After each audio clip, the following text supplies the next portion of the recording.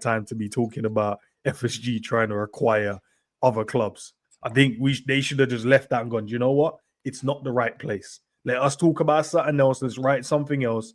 These men have chosen to throw gasoline on it, bro. Because Trent is now going to Real Madrid. These men are buying clubs over in Spain. And right now, we don't know if Virgil and Salah staying at the football club, bro. Nah. Talk to me, Sam. What's your initial thoughts about this, bro? Because it's mad still. It's weird. I don't really mind it, bro. Like, I do understand why people feel like it's ill-timed. But that's because they always see FSG as a person and not a company. And we know that's true because people always refer to it as FSG did this and FSG that, even though what they're really referring to is John Henry, and he's got the majority shareholder. That's how you become an owner in it, but it's not all his decisions on everything. So the reason why I think that is because it's to do with football, and Liverpool, we want money spent on us, and we want this spent on us, and we've got these contracts. But I'll be deadly honest, they actually have nothing to do with each other at all, bro.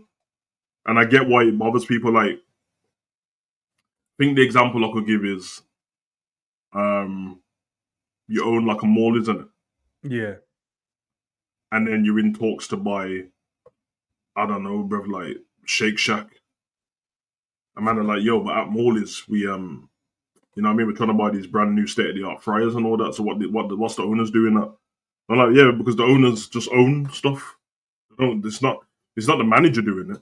It's not the manager of Morley's going to Shake Shack to buy their company. It's the owner, bro. And the owners just don't have anything to do with each other. It's hard for people to wrap their head around, but I do believe if people want to venture into this side of fandom and talking about finances and ownership and stuff like that, people have to do their research and have to do their due diligence and have to study a little bit. Obviously, I'm not asking the man to go uni for it just to be a fan, but I'm saying you can't, like, before people lose their mind about certain things, you have to work out how things work. You know how many people are shareholders in other companies that are very similar to theirs? Yeah. You know what I mean? You can have a man who's got like a couple shares in Vodafone and he's got some in O2 as well. Conflict of interest, you would think, but Malaga and Liverpool have nothing to do with each other. Malaga's they're in the league under the Liga. Yeah, they got relegated in like 2018, and they had a big club from back in the day. Like, I remember they had that injection of cash back in like 2010, I think, 9. And then they brought like Van Nistelrooy and all those players, and Pellegrini was the manager. But I think it's a good buy for them. Good location. Malaga's a tourist spot, innit? So we know that all the girls from England want to go to Malaga and that. You know what I mean? It's seen as like the upper echelon of like tourism and that. So it makes sense for them business wise. And I'll be honest, I'm not mad at it, bro, because I think Liverpool need like feeder clubs and that. We need people to send players on loan and that, and youngsters.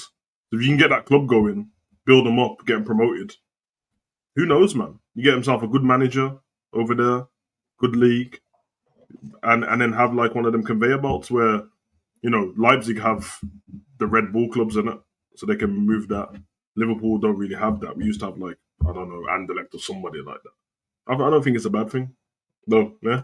So good. Well, how does I get you at that point as well? I'm trying to look at from the fans. So I'm going to take up the fans' argument, right? So the fans' argument would be, right now, currently, we don't care about you acquiring football clubs, right? We care about what's going in our football team, in our football club. We're now about to lose one of the so-called quote-unquote generational talents from our team, and he's going to go and play for a quote-unquote bigger club.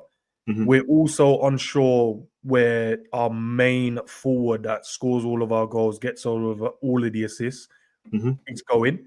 We also, the best defender I've personally seen is also, there's no real evidence that he might stay. Then you're also looking at a young talent in her like Harvey. I know a lot of people don't really rate him like that. Potentially with the news saying he could go. Then you're also hearing like Kanate's contract, he's up the year before. So all of the club stuff these are all things going on, right? But yet still they found the time to try and acquire a football team. So from a fan's argument, that to me is mental. If a fan heard that, they'll be like, okay, all right, you guys can find the time for that, but you can't find the time to make Trent feel special, make Mo stay, make Virgil stay, sort out the future of the club, which is like Kanate, future captain, or whatever it may be. We don't want to do none of that. We want to spend all of our time trying to go and find a new club to go on. Yeah. Didn't I want to be correct on this, but didn't FSG last year make Michael Edwards the head of football? Yes. Because he works for FSG all now. Of their footballing, yeah. Okay, so he's probably going to head this up as well then if he's head of football. Mm. So now that we've established that, we have to take FSG out of it. Okay. They've hired a man to do that job. And that man is seeing over all the football stuff for FSG.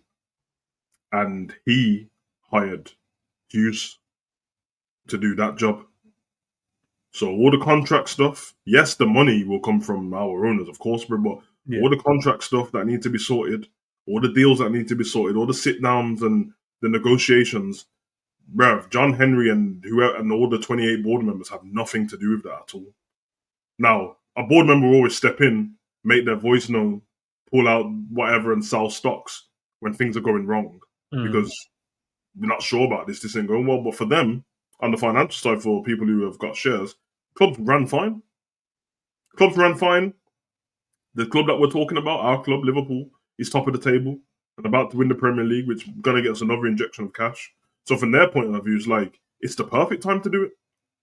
It's not the worst time for them. It's the perfect time. Why? Because you can imagine if we were fourth, trying to get fifth, and this was happening, and people were kicking off. It's like, yo, we need to handle this. But from their point of view, remember, they're not footballing guys. That's why they employed Edwards to do that. So, yeah, we know about the contracts and all that stuff, and I agree. Like, I feel like if we know that going into next year, at the end, Kanate and Allison will be in it, and then I'm guessing that start of the season, I'm looking to see a new contract for them. And if you're not going to get a new contract for them, I'm trying to see you sell them, because that's the model what everyone wants to work off. With Salah and Virgil, we're not privy to inside information. We just have these subliminals from Salah every now and again, and Virgil just seeming mad comfortable and smiling all the time. So we don't know what's going on there. But Salah's one seems he is always on. We haven't got close, and Virgil's one was at the time they haven't spoke to me. I think they've spoke to both of them, and I think negotiations are going. It's probably a time thing.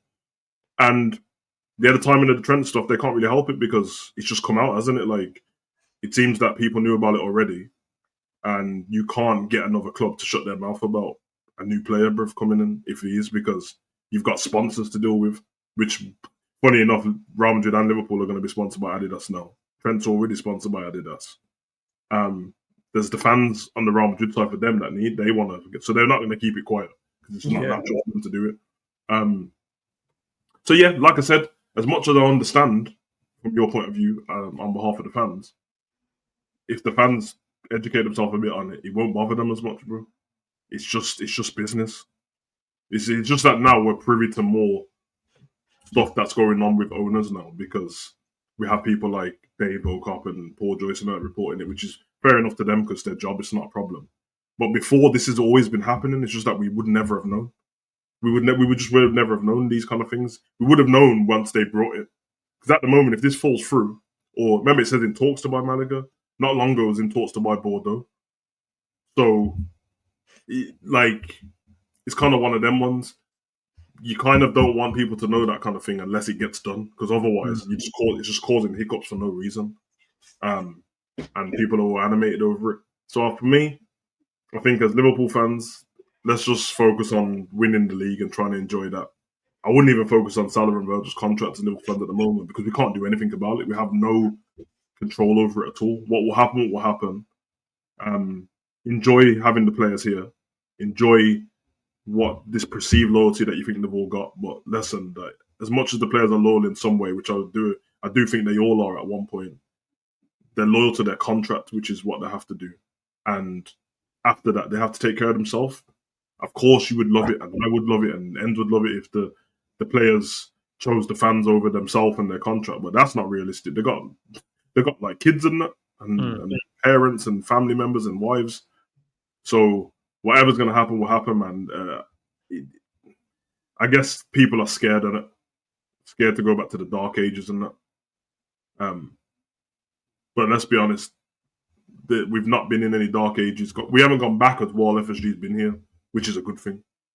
You know what I mean? So they've been here since whenever, and we haven't gone backwards. So let's just hope that they do what they need to do. But like I said, on the positive side, they could just buy Malaga and build it up, and all of a sudden, instead of having to sell, I don't know, example Trey and McConnell and all that, you got to feed the club there, send them over there, do that. I don't see it as a bad thing. Looking at Abdi in the chat, man says, no, it's not running fine. They need to fix Liverpool before buying another club. Jaku is saying that if they could buy a club in South America, that would be quality as well. Because then we can obviously get the players through that as well. Mm-hmm. If we buy them, right, on a positive note, if we buy them, does that mean that we can like funnel players through them, maybe get players from them as well, and kind of use that as, all right, we're going to loan players out. When we go to loan them, that's where they go. That's the team. Yeah. It's not going to be like written in stone, but yeah.